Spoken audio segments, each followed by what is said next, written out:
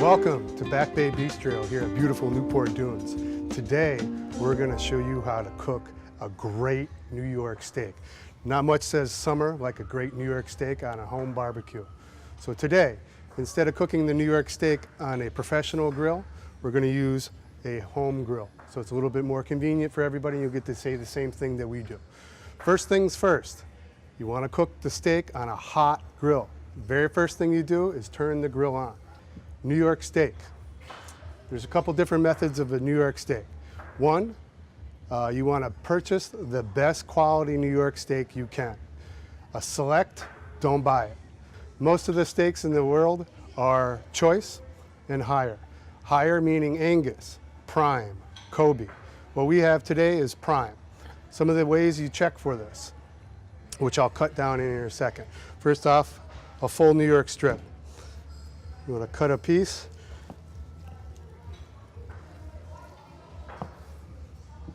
Some of the things you want to look for is marbling.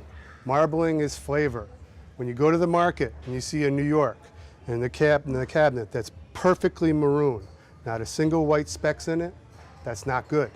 If you see this New York where it has all the white specks in it, that's flavor. When you cook a New York without those specks, it'll be tough. Okay? Next thing you want to do is you want to trim this New York. There is sinew right here that you need to cut off because it's like eating a rubber band.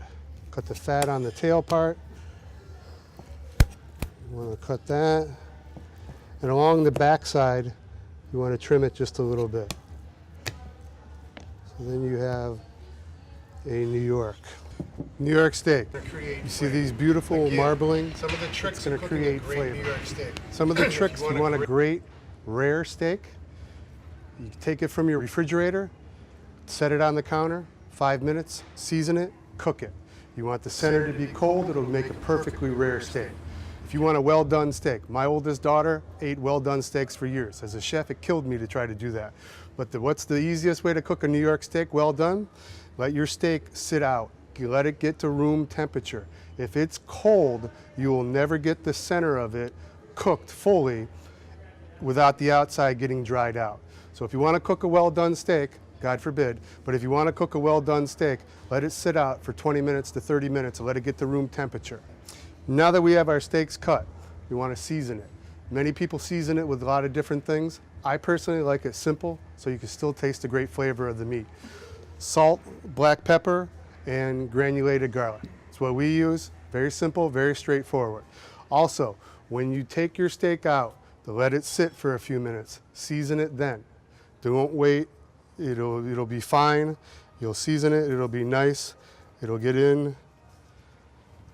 You want to season both sides.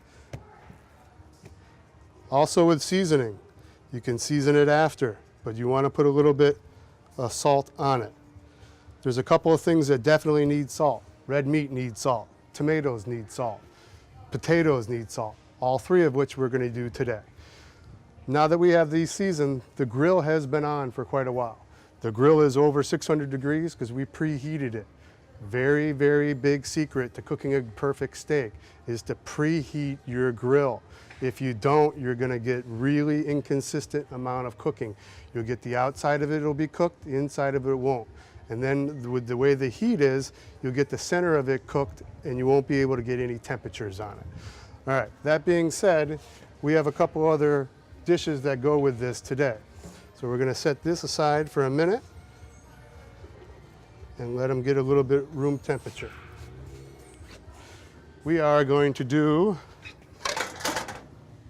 oven roasted potatoes, which we've already roasted. This is a baked potato, a baker potato that we cut into wedges. I steamed it first and then I roasted it for a little bit. So what we're going to do now is we're going to put 4 of them in a saute pan. And then we're going to take fresh thyme. Pick the thyme, pick the thyme, pick the thyme. The stems aren't bad, they just don't have any flavor, and it's kind of chewy when you eat it. That's enough thyme. Fresh rosemary, Same thing, pick, pick, pick, and fresh garlic. Now, just want to chop it a little bit. You don't have to cut this very fine,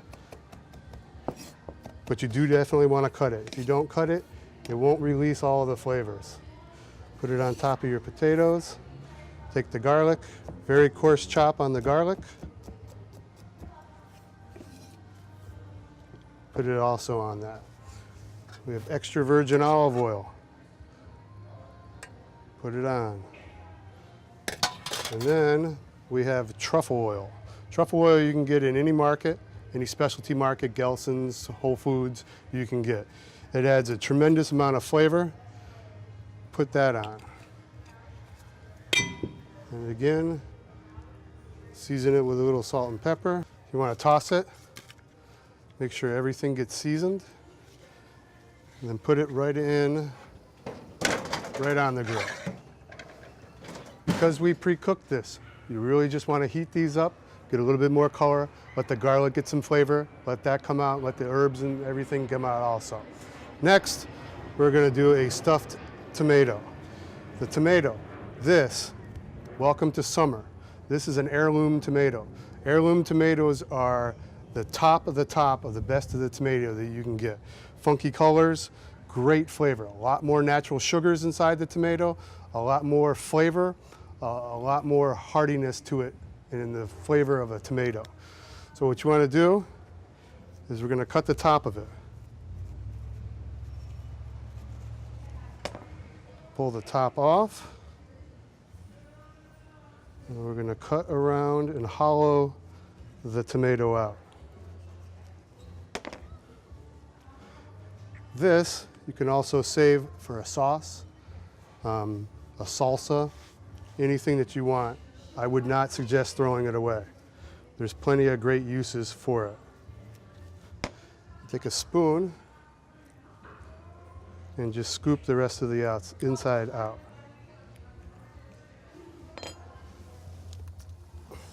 Okay. Now that the center is hollow, again, certain things that need salt, a tomato, potato, steak, season the inside. If you do not season the inside of this, it'll taste flat. Okay. The ingredients for the stuffed tomato: 2 cups of panko breadcrumbs, 1 cup of crumbled blue cheese, 1 cup of Parmesan, and 1/4 cup of sun-dried tomatoes. I know it seems odd to put sun-dried tomatoes in a stuffing for a tomato, but it gives it more tomato depth of flavor. Add this all in here. And also we have 2 ounces of garlic, chopped garlic. Mix this all together. Get it a good mix. Get all the flavors together.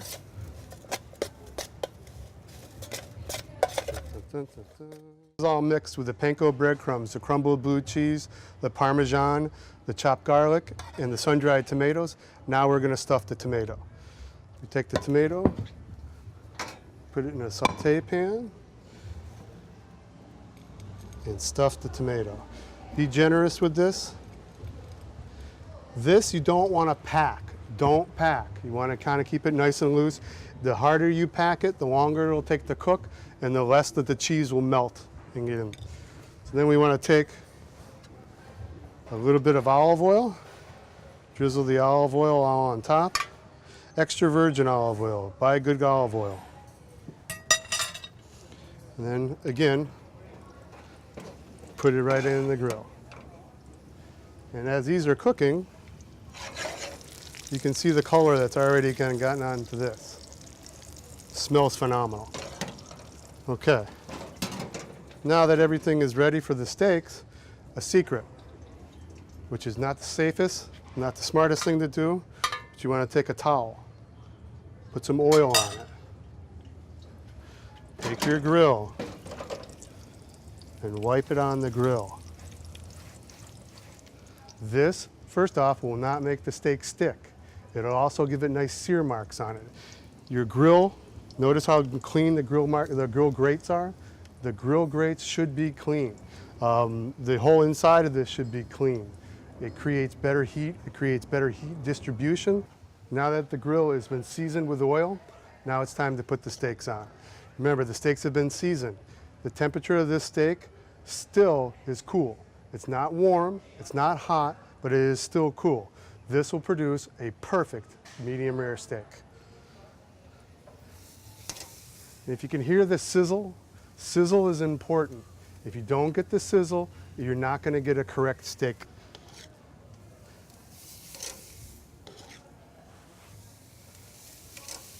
Now there's a couple different schools of thought. My friends do charcoal. Charcoal adds flavor. If you like that flavor, great. I personally like the taste of a New York steak. The gas grill is the way to cook a steak or other fish, other meats, that you'll still retain the majority of the flavor of the meat. If you cook with the charcoal, you're going to add more flavor to it. And it's also more time consuming, and it's also a little bit dirtier. Now we're going to close the top of the grill. Also, when you cook the steak, do not press down on the steak. Every time that you press down on a steak, a burger, any kind of food that's on the grill, all you're doing is pushing flavor out of the meat, especially a burger.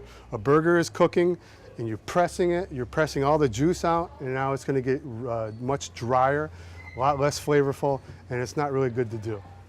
So, you take the steak, you're going to turn it.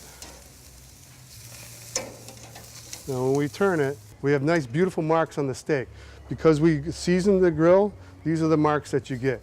If you don't season the grill, you may get marks, you may not get marks. But we're going to make a checkerboard on this. So all you do on that is you turn it. Shut the lid. Every time you shut the lid being closed retains some of the heat. So when you're cooking it, it's also baking it also. Now we are going to turn.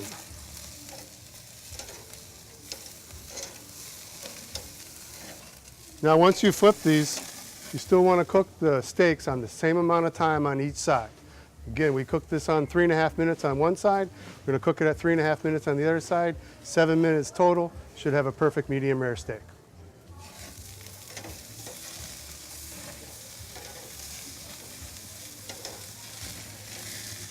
First thing we're going to do put on the plate are the potatoes. Now if you see that the potatoes, garlic is nice and cooked, the herbs have been cooked on it, beautiful, it smells phenomenal. Nice wedge cut potatoes.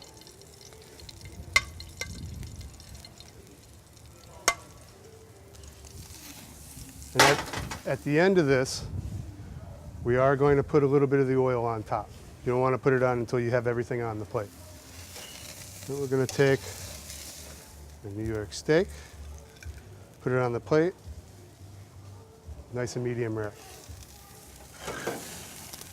The stuffed tomato.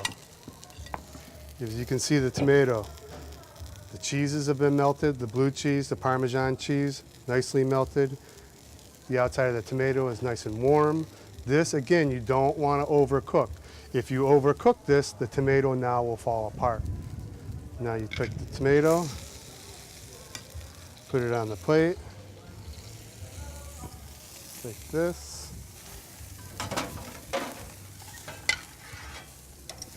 Take the great oils that came on in here, a little bit on the potato.